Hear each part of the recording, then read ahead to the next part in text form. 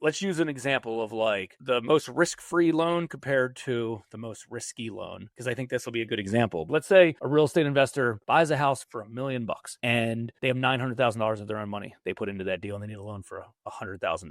Let's say they have good credit, they know what they're doing, they've got decent financials and things like that. That first mortgage lender should have very, very little risk. There's always some risk, right? There's fraud. Potentially there could be a title claim that they don't cover you. The house could burn down and you weren't named correctly on the lost payee or the mortgagee. All things that have been involved in over the years. But in essence, you should have the least amount of risk on a deal like that if you structure it that way. You could also be a lender where someone buys that property for $1 million and you're a lender and you give them $1 million on it and the borrower has no skin in the deal. They overpay for the property. They do shoddy construction work and then they walk away from the deal and say, hey, lender, this is your problem. That's a super risky deal, right? You might not think about that on that end because it's like, oh, hey, the borrower told me that they'd pay me a 15% rate of return or 20% rate of return, and that's a good return. It's like, okay, well, you're also going to lose hundreds of thousands of dollars of principal in this particular case. So I think you can kind of adjust your risk based on the way that you structure your capital. And obviously you want to structure in a way that you actually can do deals, right? Like if you're only going to do 10% loan to value loans, you're probably not going to get many of them. But at the same time, if you do 100% LTV deals, you're going to have a line out the door knocking every single day. So you probably shouldn't do that either. You got to kind of understand and meet,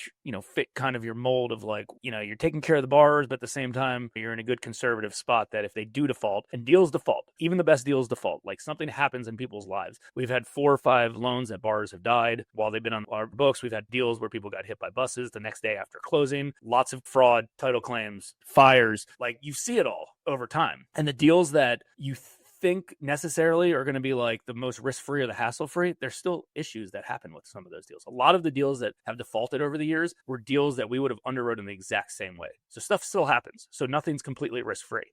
I never thought about somebody dying. I mean, yeah, I can tell you how it unravels because it's happened.